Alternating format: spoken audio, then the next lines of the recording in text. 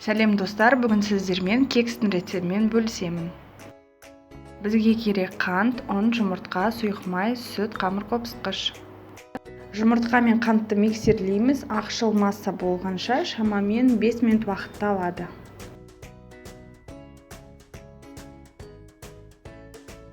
Жылы сүт пен сұйық майды құйып араластырамыз.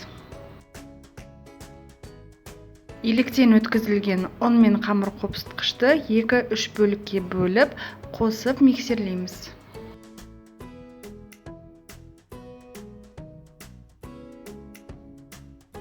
Осындай біркелкі комоксыз әдемі масса болады.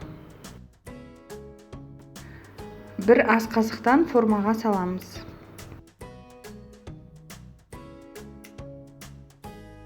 Үстінен жарты шай қасықтан вареная сгущенканы саламыз.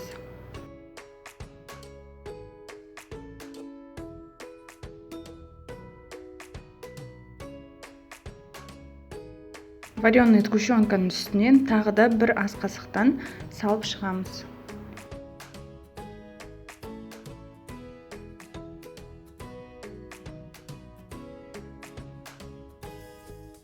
Тұрған пеште 180 градуста 10-15 минут пісіреміз. Осындай әдемі түсте қызарғанша пісіреміз. Біздің өте дәмді жұп-жұмсақ вареная сгущенка қосылған кекстеріміз дайын болды.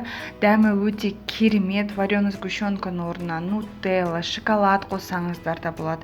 Немесе тестосының ішіне, қамырына сіздер грек жаңғақтарын қоссаңыздар да болады. Өте дәмді шығады. Жасап көріңіздер, лайк, подписка ұмытпаңыздар. Көп рахмет.